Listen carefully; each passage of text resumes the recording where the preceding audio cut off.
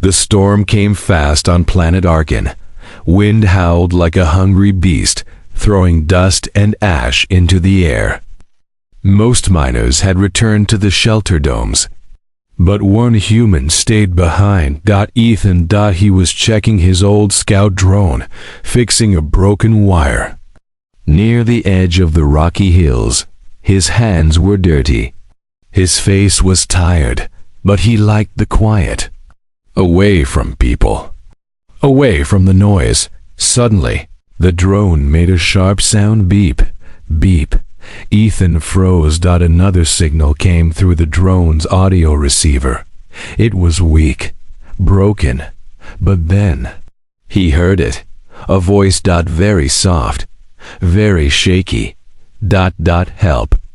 Please. Ethan's heart jumped. He turned up the volume. The voice came again, this time clearer, and it was a child. Dark, can't breathe. Please. He looked around. Nothing but dirt, rocks, and storm clouds. Where are you? He shouted, hoping the drone's mic would carry his voice. No answer. He scanned the area. The drone beeped again, pointing toward a pile of old mining rubble and packed dirt. No one had touched that pile in weeks. Maybe months. Ethan didn't. Wait.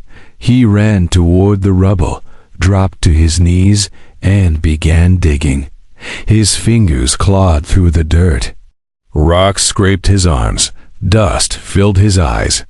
But he kept digging. Hang on, he whispered. I hear you. I'm coming. The voice came again. Weak, but closer. I'm scared. Then his hand touched something soft, not rock, not dirt. Skin. Small, cold, fragile. Ethan dug faster. He pulled away layers of dry soil until finally a tiny arm appeared. Then a small, trembling face. She wasn't human. She was alien. Her skin was a pale lavender, covered in dust. Her hair was long and silver, tangled with dry grass. Her eyes, half closed, glowed faintly blue. Ethan gently lifted her out. It's okay, he said. You're safe now. But she didn't answer. She had fainted. He wrapped her in his jacket and ran back toward his shelter. The wind slammed into him, but he didn't stop. Whoever this girl was, she had been buried alive. And someone had done it on purpose. Inside Ethan's shelter, the lights flickered as the storm outside grew stronger. He laid her on the medical bed, activated the scanner, and began emergency treatment. The screen blinked red. Severe oxygen loss, malnutrition, possible trauma. Ethan's hands trembled. What happened to you? He whispered. She began to wake. Her eyes opened slowly. She looked around, scared. When she saw Ethan, she tried to crawl back. No, it's okay, he said softly. You're not in danger. She looked confused. Her lips trembled. Are you human? Ethan nodded. Yes. Tears welled up in her glowing eyes. No one ever comes when I call. Until now, he said. Outside, the storm screamed louder. But inside the small shelter, a strange calm settled. A broken girl had been heard. A stranger had listened. And now, the story was about to begin. But Ethan had no idea what he just stepped into, because someone out there wanted this little alien girl dead, and they would return. Soon. The little alien girl sat quietly on the medical bed. Ethan gave her warm soup, but she barely touched it. She kept staring at the walls, like she expected them to collapse. Like she was still buried. Ethan sat nearby, not saying much. He knew fear when he saw it. And this girl was full of it. "What's your name?" he asked gently. She looked at him, confused. Then slowly shook her head. "No name?" he asked. She spoke softly. "She never gave me one." "Who?" The girl looked down. Her hands trembled. "Stepmother." Ethan frowned. "Where is your real family?" The girl didn't answer. Her eyes filled with tears, but she held them in. Like crying wasn't allowed. Ethan's chest felt heavy. He had seen pain before. He had fought in border wars, seen planets burn, but this was a different kind of pain. Quiet, hidden, deep. Later that night, the storm finally began to fade. Ethan watched the radar. No movement outside, but he didn't feel safe. Who buries a child? And why? He checked the drone's last recordings. The signal had come from an emergency tag buried with her. But the tag was registered to a noble family on this planet. Rich, powerful, untouchable. Why would a noble family bury their own child? He whispered. Suddenly, the girl sat up. "They didn't want me," she said. "I was a shame." Ethan turned to her. "What do you mean?" She looked away. "My father died. He was human. My mother was from this planet. The others called. Mixed blood. A mistake." Ethan's jaw tightened. She continued, her voice shaking. "After my mother died, my stepmother said I didn't belong, that I made her family dirty. She buried you alive." The girl nodded. "She told the guards to do it. Said it was a clean ending." Ethan stood, his fists clenched. His thoughts burned. This wasn't just abuse. This was murder. The next morning, Ethan made a decision. "I'm taking you to the capital," he said. "We'll go to the council. Someone will listen." But the girl shook her head violently. "No. No council. They all know her. She gives them money. They'll give me back to her." Ethan paused. She was right. This planet ran on wealth and status. The nobles were above the law. One poor human couldn't change that, but he wasn't just any poor human. He used to be a Terran. Recon soldier. He knew how to fight, how to hide, how to survive. "Then we go underground," he said. "Off-grid, we find someone who can help us." She looked at him with wide eyes. "Why? Are you helping me?" she asked. "You don't even know me." Ethan looked at her for a long moment. "Because," he said, "you called for help. And I heard you. That's enough." As the sun rose, Ethan packed supplies, food, cloaks, energy cells, and his old plasma pistol. He hadn't used it in years, but now it felt right in his hand.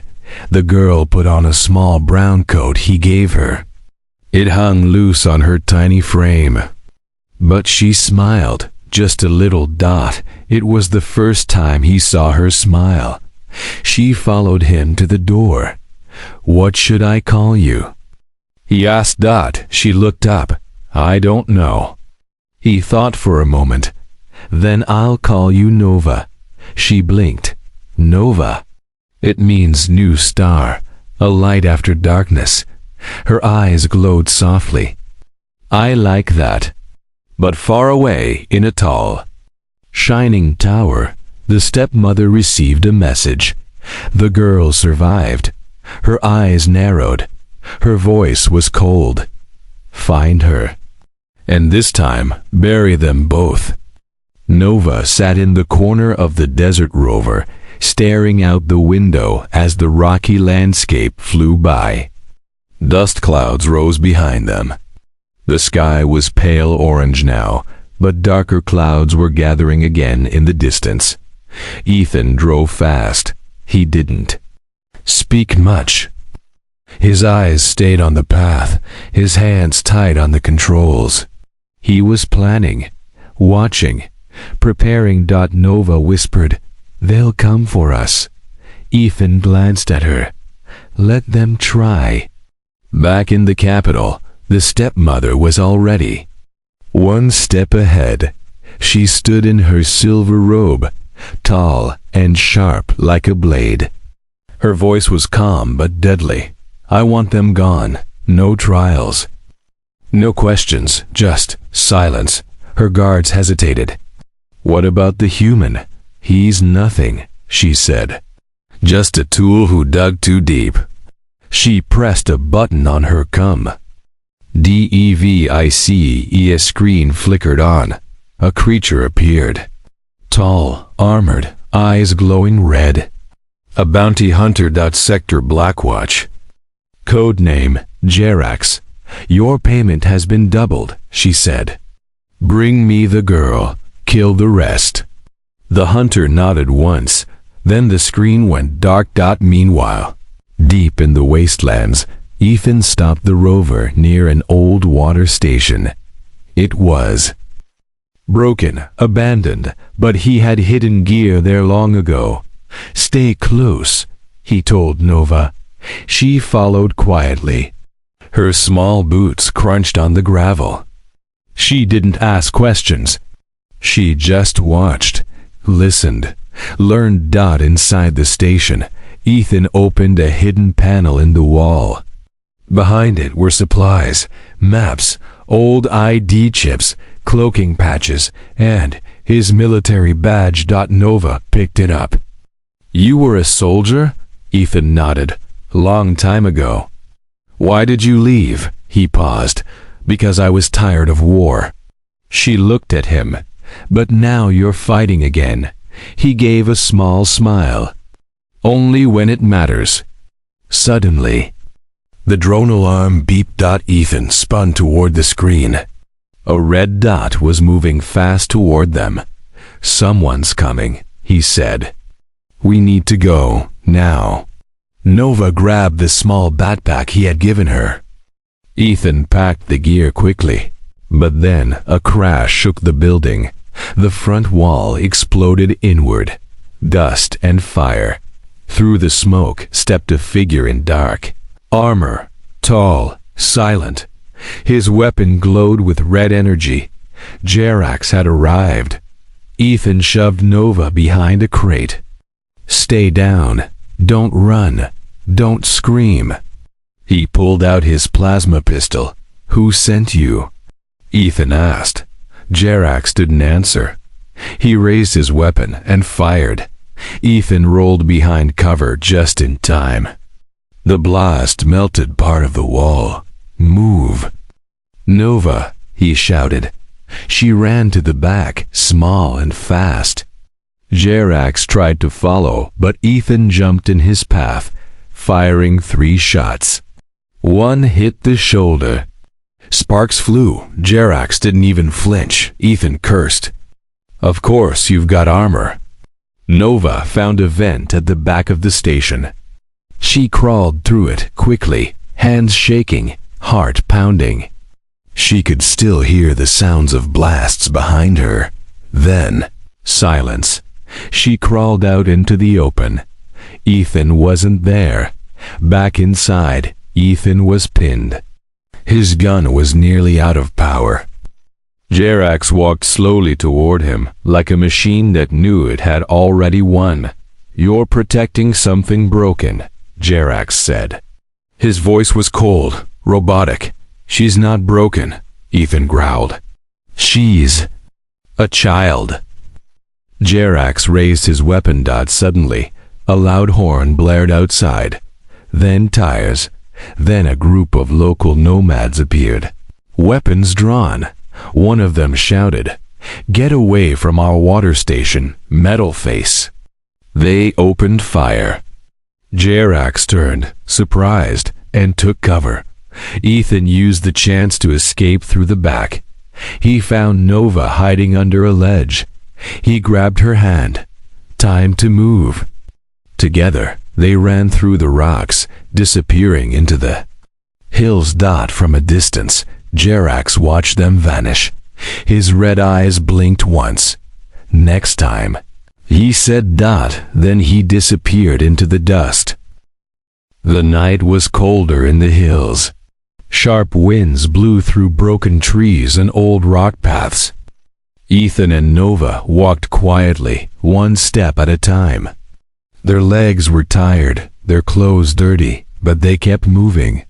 "We're almost there," Ethan said. "Where?" Nova asked, her voice small. "To an old friend.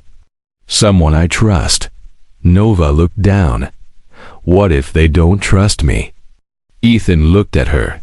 "Then they'll have to trust me." After 2 more hours, they reached a hidden valley. There, covered in moss and rust, stood an old metal shelter built into the cliffside. Faint green lights blinked near the door. Ethan knocked 3 times, paused, then knocked twice more. Nothing. Then a small scanner popped out. "Name and ID," a robotic voice said. "Ethan Gray, code 914 Zeta. I'm not dead, Juno." The scanner beeped. The door hissed open. Inside stood a woman with short silver hair and a long coat. Her arms were crossed. Her face was serious. "I thought you were dead," she said. "Not yet," Ethan replied. "Can we come in?" She looked at Nova, then nodded once. Quickly. Inside the hideout, the place was full of machines, blinking. Panels and old war maps. Weapons lined the walls. It was a small fortress in the shadows. Nova stayed close to Ethan. The woman, Juno, handed Ethan a warm drink. "You don't call. You don't visit. And now you bring a kid into my base." "She's not just any kid," Ethan said. Juno raised an eyebrow. "Talk."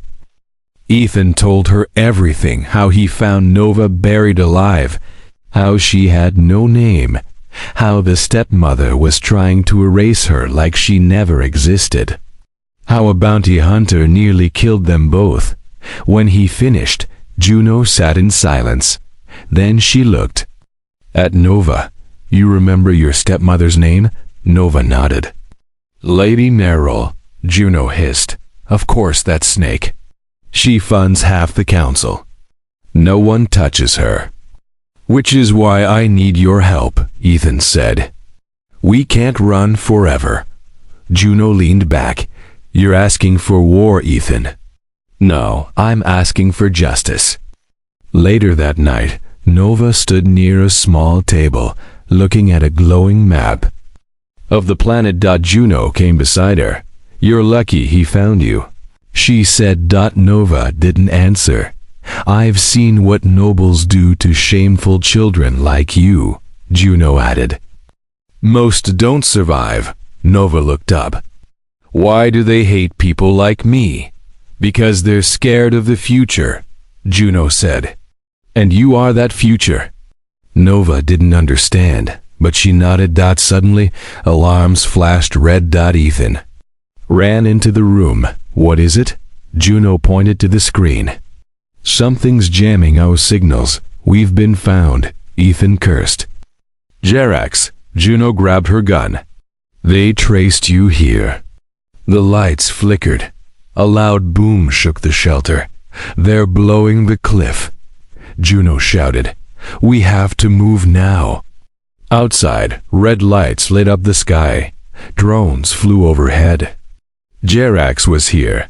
Ethan, Nova, and Juno ran through a back tunnel, the walls shaking behind them. Juno tapped a remote.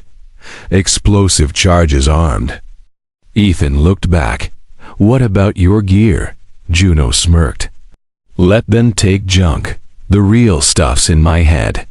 They burst out of the tunnel into a canyon. Just as the drones moved in, boom. The whole cliff exploded behind them, rocks falling, dust flying. Nova covered her ears, eyes wide. Ethan grabbed her hand. "Keep running." They didn't stop until they reached a dry riverbed far from the blast site. They collapsed behind a ridge, catching their breath. "Is he gone?" Nova asked. Juno checked a device. "For now. But he'll be back. He always comes back." Ethan looked up at the stars. "We need a new plan." Juno nodded slowly, then, "It's time we stop hiding," she said, "and start fighting back." Nova looked at them both. For the first time, she felt something strange in her chest. Not fear, hope. The night was quiet again. But this time, it wasn't peace. It was the silence. Before something big. Ethan, Nova, and Juno hid deep inside a dry canyon. Above them, the stars blinked like they were watching. The fires from the cliff explosion still glowed far in the distance. Nova sat beside a small transmitter. Her fingers trembled as she held the communicator. "You really think this will work?" she asked. Juno nodded. "If we get the message out to the right people, the council won't be able to hide this. Not anymore." "But what if they don't believe me?" Ethan knelt beside her. "They will, because it's your voice. And the truth always leaves a mark." 10 minutes earlier, they had found the hidden signal tower deep in the old rebel network lines. It was dusty, cracked, and half broken. It still worked. Juno fixed the signal antenna. Ethan powered up the voice recorder. And Nova sat there nervous but ready. She stared into the small camera lens. Juno pressed record. Nova spoke. "My name is Nova. I was born of 2 worlds, 1 human, 1 Arcanian. I was never given a name. I was buried alive by Lady Neril, my stepmother, because she said I was a shame to her bloodline." She paused, her voice shaking. "But..." Then she looked at Ethan and continued, "I thought no one would hear me. I thought I would die alone in the dirt.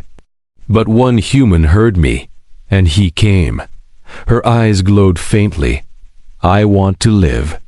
I want to be free. And I want the world to know what she did to me." She ended the recording. The room was silent. Even Juno wiped her eyes. Ethan uploaded the message and added a tag only rebel friendly. Channels would recognize. The signal launched into the stars. Now, as they waited, Nova curled up beside a rock. Ethan stood on watch. Juno checked her old contacts through a scrambled feed. 3 pirate news pods just shared Nova's message. She whispered, "More will follow, if we're lucky. The outer worlds will notice." Ethan nodded. "That might be our only shot." But far away, in the capital, the council was already reacting. The video spread fast. "Too fast." Council members whispered. People asked questions. Lower ranks began doubting Niral's control. In her cold tower, Lady Niral watched the video play on loop. Her expression didn't change, but her eyes burned with rage. "She wants a voice?" she hissed. "I'll rip it from her throat." She opened a comm channel. "Jerax, finish it. Now, I want the girl's head on my table." Back in the canyon, Ethan's motion alarm buzzed. He grabbed his weapon. "We've got movement. Lots of it." Juno checked her scanner. Jerax brought a full squad. Drones, hunters, land bikes. He's not playing around anymore. Nova stood. Her face was pale but firm. "What do we do?" Ethan looked at her. "We don't run this time." They rushed into the deeper tunnels of the canyon. Juno set traps along the paths, exploding dust, mirror flash bombs, cloaking smoke. Ethan handed Nova a small shock stick. Only use it if you're in danger. She nodded. They reached the inner cave, perfect choke point. Ethan and Juno took cover behind rocks. The ground shook. Engines roared. Red lights flashed. And then Jerax appeared, leading the charge. His red eyes scanned the cave. He raised his weapon. Game over, he said. Ethan stepped out, weapon raised. Come and get her. The cave fell silent. Even the wind outside stopped. Jerax stepped forward, tall and deadly, his red eyes glowing in the dark. Behind him, a swarm of black-armored drones moved like shadows, scanning every surface. Ethan stood in front of Nova, his body like a wall. Juno crouched behind a stone, her fingers on a detonator. You should have stayed hidden. Human, Jerax said, voice like metal scraping steel. Now you both die. Ethan didn't flinch. Funny, I was about to say the same to you. Then it began. Jerax raised his weapon boom. Juno's first trap exploded, blasting a smoke cloud into the cave. Drones whirred in confusion, their scanners blinded. Red lights blinked wild. Ethan fired 2 quick shots, hitting one drone in the chest. Sparks flew. Nova, stay low. He shouted. Nova crouched behind a boulder, clutching her shock stick. Her hand shook, but she didn't run. She wouldn't run again. Jerax moved through the smoke like a ghost, dodging blasts, returning fire. His armor was too strong. Bullets bounced off. Juno threw a flash bomb. Crack. Blinding white light filled the cave. Move, Ethan shouted. He and Juno shifted position, ducking behind new cover as the cave shook from gunfire. Jerax growled. Enough games. He slammed a pulse mine into the ground. Boom. A wave of energy knocked Juno backward. Her head hit the rocks. She didn't get up, Juno, Ethan called. She groaned, alive but dazed. Jerax closed in. Ethan ran forward, drawing Jerax's fire away from Nova. The two clashed plasma blasts. Shock punches. Fist to armor. Ethan's arm broke with a sickening crunch, but he didn't stop. He headbutted Jerax, point blank. The bounty hunter stumbled. But just for a second. Then he grabbed Ethan by the throat. You're finished, he said. That's when Nova stood up. She looked at them, Ethan struggling, bleeding, nearly broken. Something inside her snapped. She ran forward, her shock stick humming. Let him go, she screamed. Jerax turned, just as Nova stabbed the shock stick into the small joint behind his knee armor. Zaap. Electricity poured into his system. Jerax roared. His grip loosened. He dropped Ethan. Nova stabbed again, this time into the side of his neckplate. Zaap. The hunter's red eyes blinked. Sparks flew from his helmet, and then he collapsed. A machine shut down. Ethan gasped, coughing. Nova knelt beside him. Are you okay? He smiled through the pain. Remind me not to mess with you. She laughed, a real laugh, even through tears. Behind them, Juno slowly sat up, holding her head. Did I miss the fun? They dragged Jerax's heavy body deeper into the cave. Juno checked his helmet interface. Still recording, she said. Ethan grinned. Perfect.